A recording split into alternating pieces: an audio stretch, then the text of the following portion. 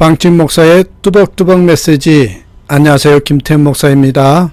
오늘은 로마서 묵상 6번째 시간입니다.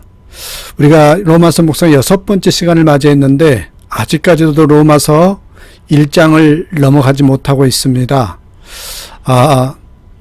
로마서 전체를 하루빨리 이렇게 빨리빨리 진행을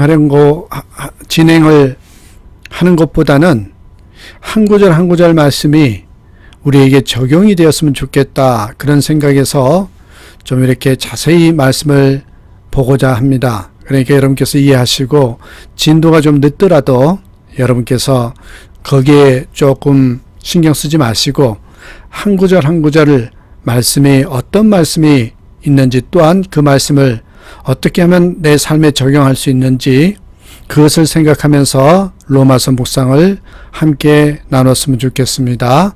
오늘은 로마서 묵상 6번째로 로마서 1장 21절에서 27절의 말씀을 가지고 하나님을 떠난 사람은 이런 존재가 된다, 하나님을 떠난 삶은 이런 존재가 된다, 이런 제목으로 말씀을 나누겠습니다. 자, 사람이 하나님을 떠날 때 오늘 본문은 어떻게 되는지를 잘 설명하는 그런 내용입니다. 하나님을 멀리하고 하나님을 부인할 때 사람은 어떻게 될까요? 한마디로 말해서 가장 비참한 존재가 됩니다. 자, 구체적으로 살펴보는데 첫 번째는요, 어리석고 무지한 존재가 됩니다. 하나님을 떠난 사람은 어리석고 무지한 존재가 된다. 21절 22절 말씀을 보십시오.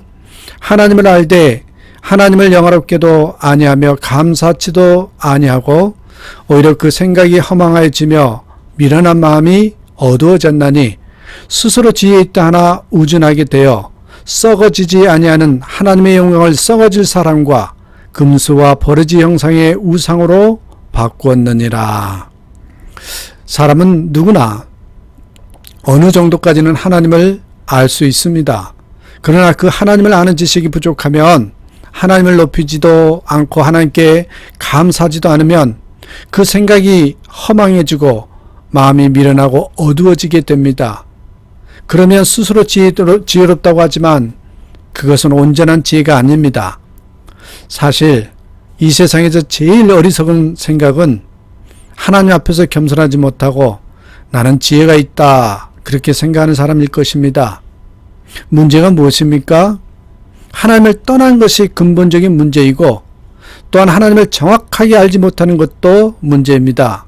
그러므로 이 구절을 보면서 우리는 더욱 하나님을 알기에 힘써야 한다라는 도전을 받게 됩니다. 더욱 성경을 많이 보고 말씀에 귀를 기울이고, 일반 계시라고 하죠. 일반 계시의 세 가지 통로가 있는데 자연, 역사, 양심, 요 세 가지를 일반 계시의 3대 통로다, 이렇게 말합니다. 바로 이 자연의 소리나 역사의 소리나 양심의 소리에도 귀를 기울여서 하나님을 아는 지식이 풍성하게 되기를 우리는 힘써야 할 것입니다. 누구든지 하나님을 정확하게 알면 하나님이 얼마나 위대한 분인가를 깨닫고 하나님을 경외하는 신앙의 경지에 들어가게 되어 있습니다. 여러분, 정확히 알고 또 그래서 위대한 분이다라는 깨달으면 저절로 하나님을 경외하는 그런 신앙이 된다는 말씀이죠. 신실한 신앙인들에게는요, 다 그런 체험들이 있습니다. 이사야는 거룩하신 하나님을 만나고 자신의 허물을 느끼면서 두려움에 사로잡혀서 고백하는 내용이 있죠.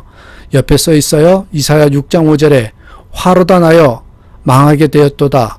나는 입술이 부정한 사람이요 입술이 부정한 백성 중에 거하면서 만군의 여호와이신 왕을 배웠음이로다. 사람이 하나님을 가까이하고 하나님을 아는 지식이 많아질수록 하나님을 두려워하는 신앙을 가지게 됩니다. 그처럼 하나님을 두려워할 때 세상에 어떤 것도 두려워하지 않는 용기가 생기는 거지요. 하나님을 가까이 할수록 세상을 이기는 지혜가 생기는 것입니다. 반면에 사람은 하나님을 멀리 할수록 두려움과 근심이 커지고 또한 어리석고 우둔한 존재가 됩니다. 그런 어리석고 우둔한 행동에 여러분 하이라이트가 무엇인 줄 아십니까? 바로 우상숭배입니다. 본문 23절에 보시면은 우상숭배는 하나님의 영광을 썩어질 사람과 금수와 버러지 형상의 우상과 바꾸는 것으로 하나님께서 가장 가증하게 여기는 것이다. 이렇게 표현하잖아요. 우리는 어떤 것도 하나님보다 앞세우는 그런 우상 숭배에 빠지지 말아야 합니다. 여러분, 저는 그렇게 생각합니다. 우상 숭배는 한마디로 말하면 하나님의 자리에 하나님이 아닌 다른 것을 두는 것을 말합니다. 학교에서 우리 어린 시절에 학교 다닐 때 학교에서 학급 단체 사진을 찍잖아요. 한국에서는 사진을 찍을 때에 여러분 기억나십니까? 교장 선생님과 담임 선생님이 중앙에 앉습니다. 사진만 봐도 권위적인 사회다, 이런 것을 알 수가 있죠. 선생님이 중앙에 앉는다는 것은 이 수직적인 질서의 의미도 있습니다. 그런데 미국이나 서양에서는요, 사진을 찍을 때 자세히 보십시오. 교장 선생님과 담임 선생님이 학생들 양가에 서 있습니다. 얼른 봐도 균등한 사회인 것을 알 수 있죠. 그리고 그렇게 하는 것은 이 학생들을 보호한다라는 의미가 담겨 있다고 합니다. 아무튼 여러분, 하나님께서 가지실 권위를 잃지 않게 자리를 하나님께 드려야 합니다. 하나님이 우리의 주인이시며 숭배의 경배의 대상이시자 또한 우리 삶의 중심이신 거 아시죠? 그 자리를 드려야 합니다. 그래야 하나님의 영광 받으시고 우리가 평강을 누리게 되는 것이죠. 기억하십시오. 하나님의 자리를 뺏지 않고 하나님의 자리를 하나님께 드리는 것, 그게 참으로 지혜로운 자, 진짜 백이 신앙인입니다. 하나님을 떠날 때 첫 번째는 뭐라 그랬어요? 어리석고 무지한 존재가 됩니다. 두 번째 뭐라고 써 있습니까? 두 번째는 여러분, 하나님께로부터 뭐요? 버려진 존재가 됩니다. 버려진 존재. 자, 24절 25절 말씀 함께 보실까요? 24절 25절. 그러므로 하나님께서 저희를 마음의 정욕대로 더러움에 내어버려 두사 저희 몸을 서로 욕되게 하셨으니 이는 저희가 하나님의 진리를 거짓 것으로 바꾸어 피조물을 조물주보다 더 경배하고 섬김이라. 주는 곧 영원히 찬송할 이시로다. 아멘. 24절 26절 28절에서 세 번 계속 강조하는 말씀이 있다고 했죠. 내어버려 두셨다는 말씀이죠. 24절에서는 저희를 마음의 정욕대로 내어버려 두셨다. 26절은 저희를 부끄러운 욕심에 내어버려 두셨다. 28절에서는 저희를 그 상실한 마음대로 내어버려 두셨다. 그렇게 표현하고 있습니다. 자, 이 구절을 보면 하나님의 가장 무서운 심판이 무엇인지를 분명하게 깨닫게 됩니다. 그것이 뭐라고요? 지난 시간에도 봤습니다만 그냥 내버려 두는 것입니다. 한 여학생이 가출을 했대요. 엄마가 끝까지 찾아가서 집으로 데려왔습니다. 얼마 안 가서 또 가출을 하여 이번에는 남자아이들과 어울려 혼숙을 한다는 소리를 듣고 엄마가 몽둥이를 들고 찾아가서 억지로 집에 데려왔습니다. 얼마 안 가서 또 가출을 했습니다. 엄마가 또 찾아 나서려 하자 옆에서 할머니가 소리를 칩니다. 내비둬! 그냥 그렇게 살다가 돼지게 내비두라고. 그렇습니다, 여러분. 내버려 두사라는 말은 고생하든 죄짓든 죽든 내버려 둔다는 말입니다. 한마디로요, 손을 뗀다라는 말입니다. 그래서 하나님께서 내버려 둔다는 말은 그 인생이 악에 빠지든 말든, 그 인생이 파멸되든 말든, 그 인생이 지옥 가든 말든 하나님께서 손을 떼고 내버려 두신다는 말입니다. 이 말은 하나님을 떠나 우상을 숭배하는 사람들에게 대한 하나님의 무서운 심판을 말하는 것이지요. 사람들이 진리를 거짓과 바꾸고 피조물을 조물주보다 더 경배하는 우상 숭배에 빠지면 하나님은 그들을 정욕대로 살게 놔두어서 자기 몸을 더럽게 만들어도 아무 상관도 하지 않으신다는 것입니다. 이 구절을 보면 하나님의 간섭이 얼마나 감사한 것인지 깨닫게 됩니다. 저는 분명히 주장합니다. 이 세상에서 제일 불행한 인생은 사업에 실패한 인생도 아니고 병든 인생도 아니고 하나님이 간섭하지 않는 인생입니다. 실패와 질병이 하나님의 간섭 때문이고 하나님의 사랑이 매라면 오히려 실패할 질병 속에서도 하나님께 감사하고 최상의 행복을 노래해야 합니다. 성도가 잘못된 길로 나갈 때 하나님의 사랑의 매가 얼마나 고마운 것인지 모릅니다. 그런 의미에서 우리가 진실한 믿음을 가지고 하나님의 자녀가 되었다면 우리는 어떤 고난을 만나도 불평하거나 두려워하지 말아야 합니다. 성도의 고난에는 사랑하는 자녀를 바르게 하고 더욱 건강하게 만들어서 결국 축복을 주시기 위한 하나님의 사랑의 배려로 주어진 것이지요. 주님 안에서는 어떤 고난과 슬픔도 아름답다고 고백할 수 있는 굳건한 신앙이 있어야 합니다. 그렇습니다, 여러분. 하나님을 떠나지 않는 삶, 그 삶이 어떤 것인지를 보여주고 있죠. 세 번째는 사람이 하나님을 떠날 때 어떻게 된다고 해요? 순리를 따르지 않는 더러운 존재가 됩니다. 더러운 존재. 26절, 27절 말씀을 보십시오.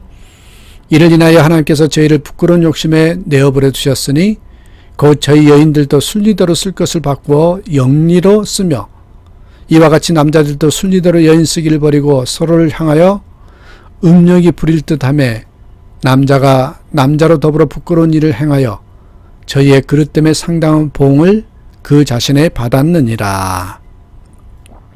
사람이 하나님을 떠날 때 하나님은 그를 부끄러운 욕심에 내어버려 두십니다. 그때 나타난 대표적인 죄가 음행이고 심지어는 동성연애까지 추구하게 됩니다. 음행은 성경에서 가장 나쁜 죄 중에 하나로 말씀하고 있습니다. 여러분 고린도전서 6장 15절에 이런 말씀이 있습니다. 옆에 써 있어요. 너희 몸이 그리스도의 지체인 줄을 알지 못하느냐? 내가 그리스도의 지체를 가지고 창기의 지체를 만들겠느냐? 결코 그럴 수 없느니라. 우리 몸은 주님의 지체이고 또한 거룩한 성전입니다. 그러므로 음행은 거룩한 성전을 더럽히는 죄입니다. 결국 음행을 추구한 자는 어떻게 됩니까? 27절 하반부의 말씀을 보니까 저희의 그릇 때문에 상당한 보응을 그 자신에게 받았다고 간단하게 적고 있습니다. 성적 범죄는 반드시 대가를 치른다라는 것입니다. 성적 범죄는 여러분 기억하십시오. 반드시 대가를 치른다. 어떤 대가를 치릅니까? 음행으로 인한 수치심을 이기기 위해서 마약에 빠져서 몸과 마음이 만신창이가 되고 부부관계가 깨져서 가정이 파탄이 되고 때로는 심한 성병에 걸려서 시한부 인생을 살게 되죠. 여러분 말세에 뚜렷한 징조 중에 하나가 무엇입니까? 성분별이 모호하게 되어서 남성이 여성화되고 여성이 남성화되는 것입니다. 무조건적인 남녀 평등주의는 여러분 성분별을 모호하게 만듭니다. 남자는 남자로서 책임을 다하고 여자는 여자로서 책임을 다하는 것이 진짜 평등입니다. 또한 성이 상품화되고 동성연애가 확산되는 것은 아셔야 됩니다. 심판의 가장 뚜렷한 징조 중에 하나라는 것. 창세기 19장에 보면 소돔과 고모라가 유황불에 심판당할 때 대표적인 죄가 바로 동성연애였습니다. 그래서 영어로 호모섹스를 하는 사람을 소도마이트라고 표현을 합니다. 우리는 동성연애가 확산되는 것을 보면서 다가올 심판을 느끼며 더욱 하나님 중심적으로 살아야 합니다. 결국 사람이 하나님을 떠날 때 한없이 불행하게 비참한 존재가 됩니다. 사람에게 가장 불행한 일은 하나님을 멀리하는 것이고 가장 행복하고 성공적인 일은 하나님을 가까이 하는 것입니다. 우리가 성공적이고 행복한 삶을 사는 유일한 길은 하나님을 가까이 해서 여러분 예배 중심적인 삶을 살고 교회를 사랑하고 하나님의 뜻을 사랑하고 하나님이 기뻐하시는 일을 행하는 것 외에는 없습니다. 여러분 이제 결론입니다. 은혜란 무엇인지 아십니까? 은혜란 하나님이 붙들고 계시는 것입니다. 은혜 중에 있는 것이죠. 하나님은 우리를 붙들고 계시기 때문에 때로 우리가 잘못을 했을 때도 징계도 하시고 채찍질도 하시고 꾸지람도 하시는 겁니다. 이것은 하나님이 아직까지 우리를 포기하지 않으시고 우리를 품고 계신다는 뜻이죠. 그러나 하나님 우리를 버리실 때 우리는 은혜에서 떨어진 존재가 되는 것입니다. 여러분 이런 것을 생각해 보십시오. 어떤 경사진 도로가 있는데 그 경사진 도로에 리어카를 붙들고 있습니다. 그런데 만약에 그 리어카를 붙든 손을 놓아버리면 그 리어카는 경사를 내려가서 아마 골짜기에 처박히게 될 것입니다. 하나님이 지금 네 옆구를 붙들고 계시듯이 우리를 은혜 안에 붙들고 계시다는 것입니다. 여러분, 이것이 바로 감사인 것입니다. 그러나 만약에 하나님이 그 붙든 네 옆구를 놓아버리는 순간에 우리는 그 죄로 인해서 골짜기에 처박히고 종말을 맞이하고 말 것입니다. 하나님을 떠난 인간, 그는 바로 철저하게 버림받은 존재가 되는 것입니다. 오늘 하나님께서 여러분이 잘못할 때 여러분을 징계하시고 책질하신다면 오히려 감사하고 하나님을 찬양해야 합니다. 왜요? 하나님이 우리를 아직 붙들고 계시고 은혜 가운데 있다라는 것이죠. 우리를 무지무지하게 사랑하시고 아직 포기하지 않으셨다는 것입니다. 그 사랑 안에 다시 한번 거하고 또한 우리가 항상 하나님께 붙어 있는 것이 가장 큰 복이라는 것을 깨닫고 그런 하루하루의 삶을 살아가는 저와 여러분 되시기를 간절히 부탁드립니다. 오늘도 예수님 안에서 평강을 누리시고 또한 기뻐하시고 예수님 때문에 행복하다 고백하는 그런 입술과 삶이 되길 간절히 축원합니다. 감사합니다.